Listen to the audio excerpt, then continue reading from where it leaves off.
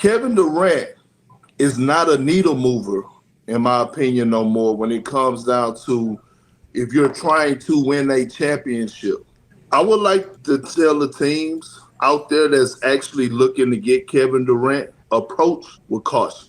We watched CP3 bring the best out of Devin Booker. They went to the NBA Finals. Why is Kevin Durant not bringing the best out of his teammates? If you're considered a top great, a top 20 greatest player of all time, in my eyes, maybe top 15, you're supposed to bring out the best in your teammates. Real talk. Kendrick Perkins goes off on teams trading for Kevin Durant. Check out what he had to say, and then I'll come back with my comments. We have all this Kevin Durant talk, right? Of like, where's he going? Obviously, he's going to be traded from the reports before the draft.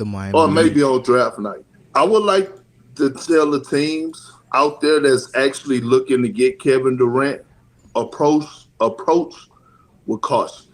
Damn, approach with caution? What you mean by that, Perk? At the end of the day, Kevin Durant is still a talent. So him being on your team, it's going to help at the end of the day. So, yeah, I know he may not move the needle like he used to, but if he goes to a complete team like the Lakers, they can win it all. Maybe the Mavs or certain other teams that he's interested in. Looks like it's only the Spurs, the Heat, and some other teams. So if he goes to any team that's complete, he can still move the needle and win it all. But if he's going to a team like a Brooklyn where it's question marks, they may not win it. Same with Phoenix. It has to be a complete, ready team in order for KD to move the needle.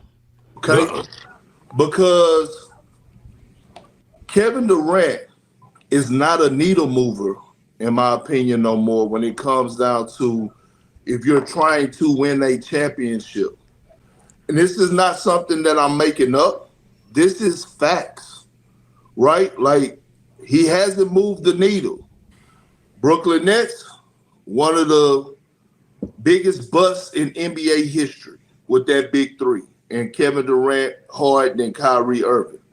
Move over, you go to the Phoenix Suns, another bust with another big three. Two firings of two championship coaches. Makes sense. And Frank Vogel and Budenholzer. So if you're a championship, quote unquote, contender that's trying to like get over the hump, you better make sure you have all your ducks in a row. If you're the Knicks, if you got plans on getting Kevin Durant, you better get the right coach that he's going to respect. Yeah, I think things have to fall in place for KD more now than they did maybe 5 or 10 years ago. But at the end of the day, yeah, him going from team to team, his last few stops, there have been coaching changes. So I respect what Perk is saying, but I think people are still sleeping on KD and his ability to win another championship. Yeah, if he goes to a far distant team, nothing's really going to happen. Maybe he turns the team to a playoff team. But yeah, the Knicks, the Spurs, possibly. I don't know. The Spurs are kind of a question mark just because Wemby, he's still developing. You still got some young players. You got Fox. That could be a decent, prominent team, but they may not be able to move the needle. But KD could still win a championship. And I don't know which coach it is out there right now because it seems like they're trying to go out and get everybody else's coach that's not available, which is weird, which is malpractice at its fucking finest for the New York Knicks when you fire Tom Thibodeau and don't have a plan in place. Is this the most embarrassing coaching search ever to that point? Hands down. Without a doubt. Without a doubt. I will say this, and I'd have to argue a little bit. I think Kevin Durant's effectiveness at times gets questioned. I think, let's keep this real, the team that was put together in Brooklyn, and Steve Nash is my guy, that is not a championship team. Exactly. That is not. It was not. It was a lot of dysfunction. Yes, Kevin Durant is the best player on there. So you would assume he could give you the best chance to win. That team was not constructed to win. Just hear me out. Yeah, the Brooklyn situation, you had a lot of talented players. They may assume they should win. You have Harden, Kyrie in their prime, and KD, even though he was coming off that injury. All signs were pointing in the right direction, that he can possibly lead the Brooklyn Nets to a championship. But it was just so much stuff going on. Then the Kyrie situation, it's just kind of made things haywire. So I see why that situation didn't work itself out. But could they have won if KD made that 3 instead of that 2? They beat the Bucks that series. Who knows what would have happened if they would have played Atlanta. So yeah, that was 50-50. But when you have a talent like KD, you're expected to win a championship everywhere you go, especially after leaving Golden State. Did he have a part in that? Absolutely. But to say that he's not, then he goes to Phoenix, there's even more dysfunction, right? And that's fine. I'm not saying Kevin Durant is not to blame, but to think that he's not going to help your team win a championship, the verdict's still out. The verdict's still out. If your team has his ducks in order, like you said, having Kevin Durant on your team, if the team is good already, he will help your team.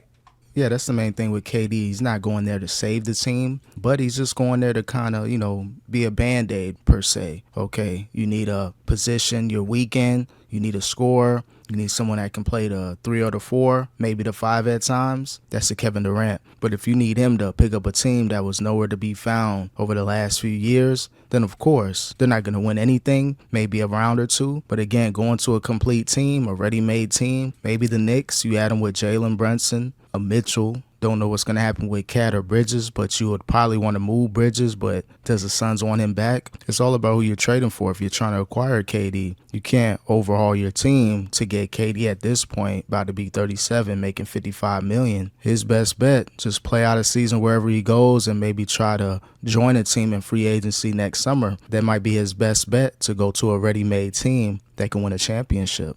That's all I'm saying.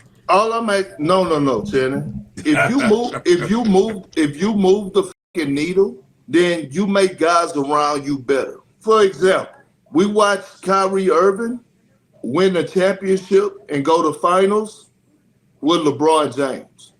That means LeBron James bought the best in Kyrie Irving. There's only 3 dudes that do that. There's only 3 dudes in the league that do that. Hold on. We watched Kyrie Irving leave the Brooklyn Nets, and we watched Luka bring the best out of Kyrie Irving. They went to the NBA Finals, right? Correct. Okay, take it a step further. Before Kevin Durant got to Phoenix, we watched CP3 bring the best out of Devin Booker. They went to the NBA Finals. Why is Kevin Durant not bringing the best out of his teammates? Good point by Perk. We see it with LeBron. We've seen it with Luka when Kyrie joined the Mavs. We've seen it with CP3 joining the Suns. So great examples, great context by Perk. I know a lot of people joke on him by the sports sakes, but he's on the money when it comes to KD. If they try to compare players like Perk to KD, of course, it's no merit. But if you just listen to what he's saying, really breaking it down, KD, he hasn't made the players that much better. I think they feel more relaxed that they have a KD on their team that can bail them out. But it takes more than that by being a leader. And Perk's been calling out KD's leadership. So with that being said, Perk, he's one up in the conversation right now as far as KD not moving the needle, but still, I believe if he goes to the right team with the right players and maybe a decent coach, they should be able to win it all, but it all depends on who you're giving up to get KD. That's going to be the huge thing in free agency. I think a lot of teams may just have to fall back and just let the KD cards just play itself out, because if you give up most of your team, especially younger players and draft picks, for a 37-year-old, it's kind of like you're taking a step back. You would have to guarantee yourself winning a championship by acquiring KD. If you're considered a top 20 greatest player of all time, in my eyes, maybe top 15, you're supposed to bring out the best in your teammates. Real talk. I'm not saying you have to be a vocal leader. I'm not saying that. All I'm saying is, why is it not working? From another championship coach to another that was fired out the door, you are not bringing the best out of those players. The rosters are gross. Let's just be honest. The rosters were gross. How? The rosters are gross. I can't get my out completely. Let's Perk. Yes, blame him a little bit. Those rosters are gross. That is a gross, unachieving roster. Stop it. There's no way you're saying they were starting Mason Plumlee half the season. They don't have a big. They don't have a bench. Bro. Yes, is Kevin Durant. Obviously, Kevin Durant is not 2017 Kevin Durant. Yes, he's not. You also named LeBron, who's one of the best leaders ever. Chris Paul, one of the best leaders ever. Luka Doncic, a pass-first guy. Kevin Durant is a scorer, right? He doesn't need to me, he doesn't fit that mold of a guy that's going to be like, hoorah, come on, guys, come with me as I get 18 assists. That's not what he does. He's never been. I didn't say he was, Shannon. I'm asking why they're not winning. The first season with the Suns. Hold on, time out. The first season with the Suns, we gave them a pass because we said the roster was gross. Mm-hmm. They went out. Hold on. They went out. In that season, they traded for Royce O'Neal. I thought Royce O'Neal's a pretty good, solid player. Hold on, 3-and-D guy. Okay. Then you go out. You say you have problems at the point guard position. You go out and you get Tyrese Jones. I watched Tyrese Jones play some of his best basketball with the Memphis Grizzlies. Yeah. Why that didn't happen with the Phoenix Suns? Should have. Wasn't he coming off the bench? All I'm saying is this, Shannon. I would not give up the house. Yeah. To get Kevin Durant. Okay. Yes. Now, okay. I agree with you. Yeah, he's not a needle mover like a Giannis Antetokounmpo. Is it great to acquire him because he's a walking bucket? By the way, let me say this: Kevin Durant is the greatest scorer I've ever seen in my fucking life. Okay. I know Braun got the most points, but when it comes down to getting a pure bucket, he's the greatest scorer I've seen in my life. Now, if he's willing to accept coming in and being a number 2 to someone, then yes, I agree. But again, I'm not giving up the house. If whoever's trying to get Kevin Durant, if you're the other team, I will finesse the shit out of them. Yeah, that's the main thing I was saying. Yeah, KD's a great player. He may move the needle with some instances depending on which team he goes to, but you don't want to throw the whole entire house trying to get KD. That may set your team back after KD leaves. This could be a rental. This could be a 2-year or 3-year thing. So you don't want to give away all your assets, your draft picks, your young players, just to maybe win a championship. It has to be a guarantee. So that's what I'm saying. Even though with KD, there's a lot of trade rumors with a few teams. I think it's best that teams fall back, see what the other teams are going to do, and maybe try to swoop in and get KD. Maybe if you have a disgruntled player that wants another contract, maybe so. But at the end of the day, throwing all your whole entire team to try to get KD, it could set your franchise back. So again, people may not like Perk. His takes may be crazy at times, but he's on the money when it comes to KD not moving the needle.